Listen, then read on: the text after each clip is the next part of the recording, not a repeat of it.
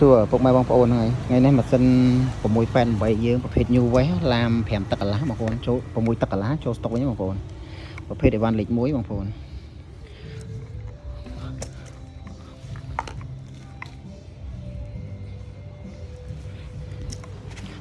នេះស្តង់ដារអាមេរិកបងប្អូនហ្នឹងបងប្អូនជាទិញថ្ងៃនេះយើងទទួលបានតម្លៃពិសេសបងប្អូនហ្នឹងហើយនេះយើងដាក់ទៅខាងកពតដូចជាចំនួនប្រមាណគ្រឿងដែរខាងកពតក្នុងនោះយើងមានថែមដូចជាប្រភេទសោតាន់ប្រភេទសម្ភារៈវាផ្សេងក្នុងនោះមួយឈុតហាច់កេះទៅឃើញបងប្អូនហ្នឹងអានេះជាអីវ៉ាន់លេខ1បងប្អូនតម្លៃវាធូរថ្លៃសមរម្យបងប្អូនអាចឆាតចូល Page ឬតាម Telegram បានបងប្អូនជំនួសសាកមើលកម្លាំងទាំងអស់គ្នា